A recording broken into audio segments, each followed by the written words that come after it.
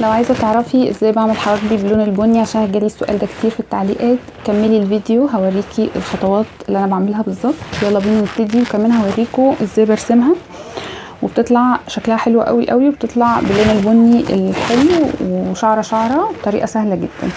اول حاجه هحتاجها وهي جولي ايفا، ده بيتجاب من الصيدليه او من الهايبر ماركت، من فتح الله، من اماكن الكبيره دي، من كارفور، من الاماكن دي كلها. جولي ايفا بيكون عباره عن ده، وبيكون معاه هو كريم وده باودر، دول كده باودر الصغيره دي، وده بيبقى المفروض كريم. تمام.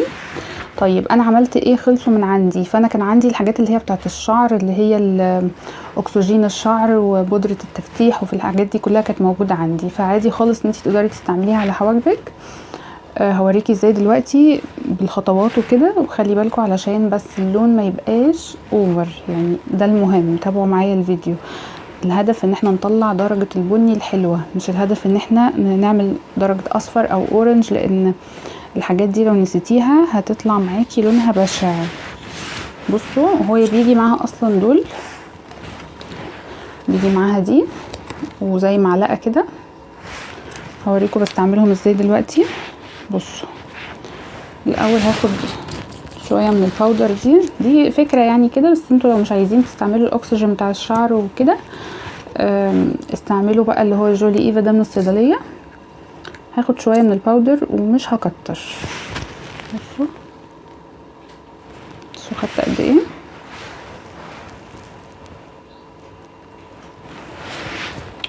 هطلع لكم دلوقتي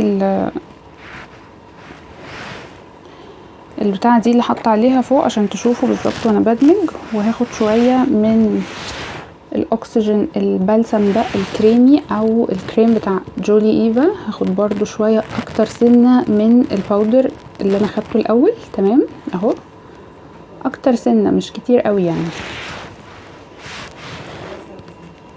وهتخلطوا الاتنين كده مع بعض. بصوا انا واخده يعني حرفيا هفوات، يعني الاضاءه مش عارفه مش مبينه ليه، هحاول ابعد شويه. وهبدا ان انا اخلط كده. هوريكم دلوقتي بقى ايه طريقه الاستعمال وكل الحاجات دي.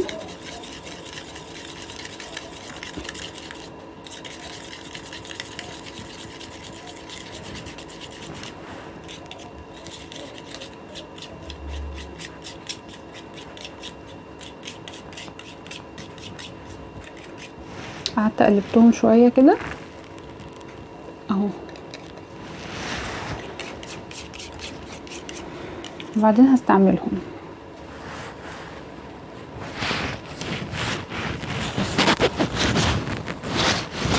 هبص بقى على المرايه اللي عندي عشان اعرف ان انا استعملهم كويس. حاول نبعد الحاجات دي عشان ما تتبهدل اهو. يلا نشتغل بقى على طول. الفكره في ايه؟ في ان انا هسيب وقت قد ايه، هي دي كل الفكره. طبعا ده بيختلف على حسب لون حواجبك اصلا،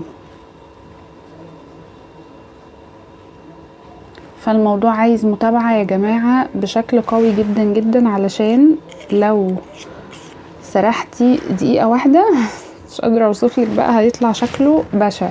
انا هبقى غير مسؤوله طبعا عن كل اللي هيحصل، فلازم تمشي معايا بالخطوات اللي انا بقولها بالظبط. شايفين طبعا الحواجب نظيفه مغسوله بالغسول مع البشره وكده عادي خالص، مش مستعمله بقى اي مصحح، مش مستعمله اي باودر على الحواجب، مش مستعمله اي حاجه خالص، ولا قلم ولا اي حاجه. ماشي، اتاكد ان انا ايه. على فكره انا الخطوه دي والطريقه دي بحبها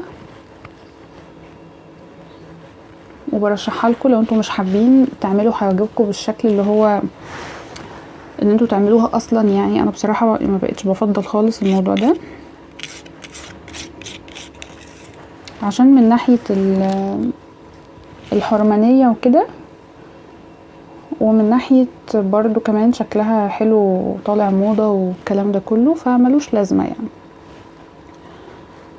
فده رأيي الشخصي. لو حد حابب يعني يجرب الموضوع هيعجبه جدا. هوريكم بتطلع شكلها خطير. تقعدوا تعملوا كده تتأكدوا ان الخليط ده دخل في كل كده الحواجب. بصوا لو انتوا مش بتعملوا حواجبكم عادي نزلوا بقى شوية تحت كده بحيث يبقى كل الحاجب لونه واحد. الخطوة دي يا جماعة انا مش بعملها غير على فترات طويلة وبعيدة جدا جدا. يعني انا مثلا هقول لكم اخر مرة كنت عاملة حركة الكريم دي هتحتاجوا تكرروها كل مثلا شهرين حاجة كده. يعني حلو قوي قوي، بني ثابت بيفضل قاعد معاكي، حطيتي حاجة ما حطيتيش هو بيفضل موجود. يعني مش مثلا زي الحاجات اللي هي الرسم وكده ان انتي لازم ترسمي بقى كل يوم وتفضلي تحطي المصحح وكده، لا ده بني ثابت معاكي. طبعا في بنات عارفين الموضوع ده وبيعملوه، بس انا عامله الفيديو للبنات اللي ما تعرفش. في بنات كتير ما تعرفش الموضوع ده والفكره دي، فحبيت اقول لهم عليها يسهل عليهم ان هم يعملوها في البيت، ما يحتاجوش ان هم يروحوا مثلا اي صالون يعملوا فيه الكلام ده. والعلبه دي بتقعد معايا كتير كتير كتير، انتوا مش متخيلين الوقت اللي بتقعده. فاهو كده خلاص انا اتاكدت انه دخل في كل الحاجب نفسه، ما بتأثرش على اي حاجة، ملهاش اي مشاكل. انا يعني ما ظهرش معايا اي مشاكل بصراحة عشان اكون صريحة معاكم. ف ده اللي انا بعمله. استنوا بقى هوريكم النتيجة. هستنى شوية كده عشان الفيديو ما يبقاش طويل وارجع لكم تاني. انا غسلت الكريم اللي كنت حطاه ودي النتيجة في الاخر. بصوا طبعا انا رسمت حواجبي شعره شعره بمسكرة الحواجب وكده. لو عايزين تشوفوا بقى الطريقه بالظبط انا كنت هعملها في الفيديو ده، بس انا لقيت ان الفيديو هيبقى طويل كتير فما رضيتش اطول، عملته بقى فيديو منفصل. ابقوا روحوا شوفوه لو حابين تعرفوا الطريقه وازاي انا كملت بقى الشكل النهائي ده بشكل طبيعي جدا جدا. الرسمه دي انا بحبها قوي، دايما بعتمدها الصبح في اي وقت، حتى لو عندي اي مناسبة وحاطة فول ميك اب. معلش اعذروني على اي اصوات، كان موبايل ماما بيرن يعني. يلا نكمل. بصوا بجد بجد الطريقة دي انا بحبها جدا وبجد جربوها. يعني انا برشحها لكم ان انتوا تجربوها وشوفوا كده. ممكن ما تضطروش ان انتوا خالص تعملوا حواجبكم باي شكل. اصلا الشكل الحاد اللي بقى يعني اللي كان فترة موجود ده ما بقاش موجود دلوقتي كموضة. ويعني بجد لو عجبكم الموضوع جربوه. ممكن شهر كده تقعدوا ما تعملوش اي حاجة في حواجبكم. بجد انتوا متخيلين الموضوع يعني ان شكلكم هيبقى مش حلو؟ بجد لا يعني اسألوني انا، عشان كنت طبعا زمان يعني على طول وكده كنت اقعد اعمل اشكال بقى وحاجات زي كده، كنت متابعة دايما الجديد، بس لا بطلت. ولو حد فيكم عجبه الفكرة وحبيتوا ان انتوا تعملوا كده اتمنى يعني تجربوها وتشوفوا وان شاء الله تعجبكم. وما تنسونيش طبعا في الدعاء. بس كده دي كانت كل حاجه للفيديو. يا رب الفيديو يكون فاتكم وتكونوا اتعلمتوا منه اي حاجه. اكتبوا لي في التعليقات رايكم، واكتبوا لي كمان لو عندكم اي اسئله. وروحوا تابعوني على مواقع السوشيال ميديا، هتلاقوني سايبه كل اللينكات تحت في الديسكريبشن بوكس.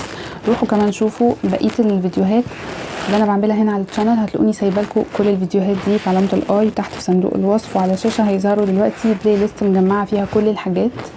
الفيديو اللي انا رسمت فيه حواجبي شعر بالمسكره هتلاقوه موجود في بلاي ليست الميك اب، هتلاقوه فيها في اول فيديو كده هتلاقوه ظهر قدامكم. كملوا بقى البلاي ليست لو حبيتوا تشوفوا اي حاجه خاصه بالميك اب تاني.